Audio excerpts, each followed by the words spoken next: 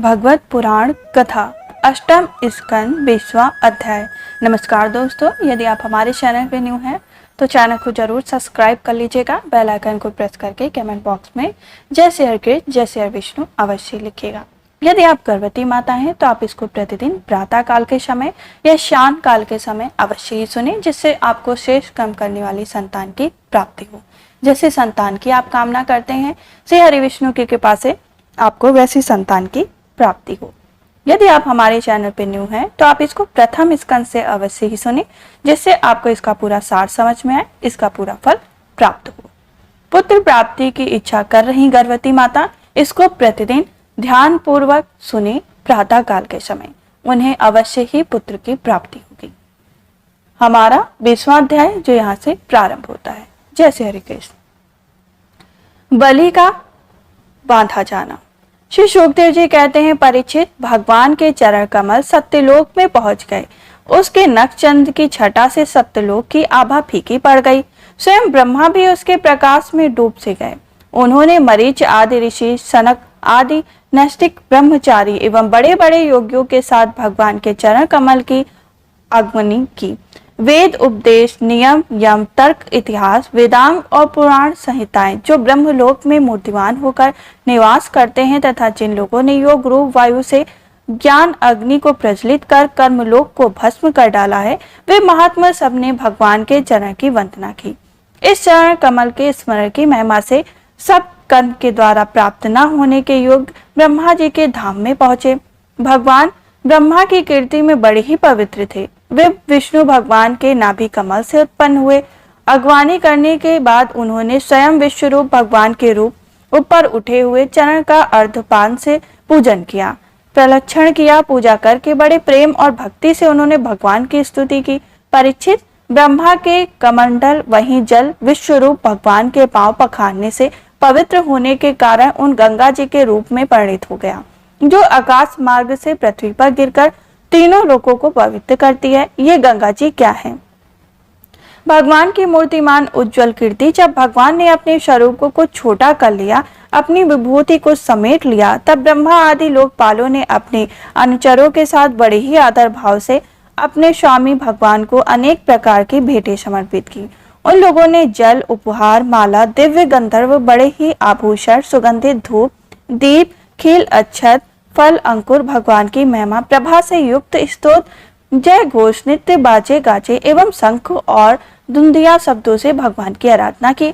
उस समय यक्षराज जामवंत मन के समान वेग से दौड़कर सब दिशाओं से भेरी बजा बजाकर भगवान की मंगलमय विजय की घोषणा कराए। दैत्यों ने देखा कि वामन जी ने 3 पग पृथ्वी मांगने के बहाने सारी पृथ्वी ही छीन ली। तब वे सोचने लगे कि हमारे स्वामी बलि इस समय यज्ञ में दीक्षित हैं, वे तो कुछ कहेंगे नहीं। इसलिए बहुत चिढ़कर वे आपस में कहने लगे, अरे क्या ब्राह्मण नहीं है या सबसे बड़ा मायावी विष्णु है? ब्राह्मण के रूप में छिपकर या देवताओं का काम बनाना चाहता है।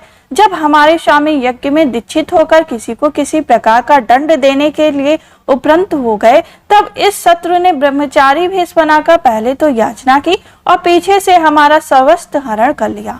यह तो हमारे स्वामी सदा ही सत्यनिष्ठ हैं, परंतु यज्ञ में दीक्षित होने पर वे इस बात का विशेष ध्यान रखते हैं कि ब्राह्मणों बड़े ही भक्त हैं तथा उनके हृदय में दया भी बहुत है, इसलिए वे कभी झूठ नहीं बोल सकते। ऐसी अवस्था में हम लोगों को यही धर्म है कि इस शत्रु को मार डालें, इससे हमारे स्वामी बलि की सेवा भी होती है। यह सोचकर राजा बलि के अनुचर असुरों ने अपने अपने हथियार उठा लिए। परीक्षित, राजा बलि की इच्छा न होने पर भी वे सब बड़े क्रोध से सूल, पाटिस आदि ले लेकर वामन भगवान को मारने के लिए टूट पड़े। परीक्षित, जब विष्णु भगवान के सार्षदों ने देखा कि दैत्यों की सेनापति आक्रमण करने के लिए दौड़ी आ रही है, तब उन्होंने हंसकर अपने अपने शस्त्र उठा लिया और उन्हें रोक लिया। नंदन, सुनंदन, जय विजय, प्रबल, बल, कुमुद आदि, गरुड़, जंत, सुतदेव, पुष्प नंदन और सात्वत, ये सभी भगवान के सार्षद 10-10 हजार हाथियों के बल रखते हैं। वे असुरों की सेना का संहार करने लगे। जब राजा बलि ने देखा कि भगवान के सार्षद ने मेरे सैनिकों को मार रहे हैं और वे भी क्रोध में भरकर उनसे लड़ने के लिए तैयार हो रहे हैं, तो उन्होंने शुक्राचार्य के शाप का स्मरण कर उन्हें युद्ध करने से रोक दिया।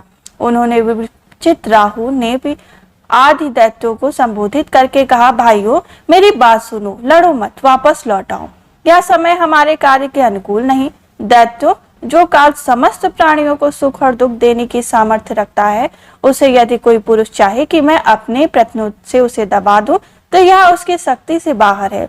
जो पहले हमारी उन्नति और देवताओं की उन्नति का कारण हुए थे, वही काल भगवान अब उनकी उन्नति और हमारी अवनति के कारण हो रहे हैं।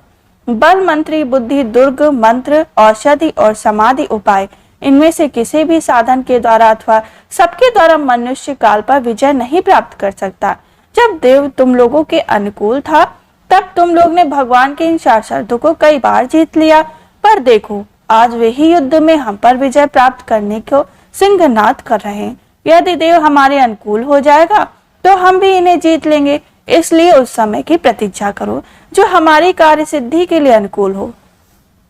श्री शुकदेव जी कहते हैं, परीक्षित, अपने स्वामी बलि की बात सुनकर भगवान के शार्दूल हारे हुए दानव और दैत्य सेनापति रसताल में चले गए। उनके जाने के बाद भगवान के हृदय की बात जानकर पक्षीराज गरुड़ ने वरुण के पार्श्व से बलि का बांध लिया। उस दिन उनके अश्वमेध यज्ञ में सोमपान होने वाला था। जब सर्वशक्तिमान भगवान विष्णु ने बलि को इस प्रकार बंधवा दिया, तब पृथ्वी, आकाश और समस्त दिशाओं में लोग हाय हाय करने लगे। यद्यपि बलि वरुण के पाशों से बंधे हुए, उनकी संपत्ति भी उनके हाथों से निकल गई थी, फिर भी उनकी बुद्धि नित्य पाप से रहित थी और सब लोग उनके उदार यश का गान कर रहे थे।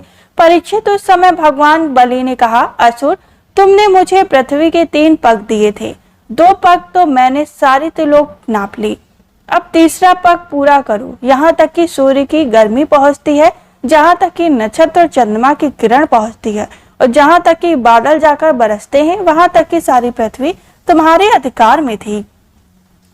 तुम्हारे देखते ही देखते मैंने अपने एक पैर से भूलोक के शरीर, आकाश और दिशाएं एवं दूर से पैर स्वलाक नाप लिया। इस प्रकार तुम्हारा सब कुछ मेरा हो चुका। फिर भी तुमने जो प्रतिज्ञा की थी उसे पूरा न कर सकने के कारण अब तुम्हें नरक में रहना पड़ेगा। तुम्हारे गुरु की तो इस विषय में संपत्ति है। अब तुम जाओ, तुम नरक में प्रवेश करो। जो याचकों ने देने की प्रतिज्ञा करके मुकर जाता है और इस प्रकार उसे धोखा देता है, उसके सारे मनोरथ व्यर्थ होते हैं। स्वर्ग की बात तो दूर रही, उसे नरक में गिरना पड़ता है। तुम्हें इस बात का बड़ा ही घमंड था कि मैं बड़ा धनी हूँ, तुमने मुझे दूंगा ऐसी प्रतिज्ञा करके फिर धोखा दे दिया। अब तुम कुछ वर्षों तक झूठ का फल नरक में ही भोगोगे। इस प्रकार हमारा 20वां अध्याय संपन्न हुआ। अब हम आपको मिलेंगे 21वें अध्याय में, जिसमें बलि के द्वारा भगवान की स्तुति और भगवान का उस पर प्रसन्न होने की कथा सुनाई जाएगी। तब तक के लिए जय श्री कृष्ण, जय श्री विष्णु।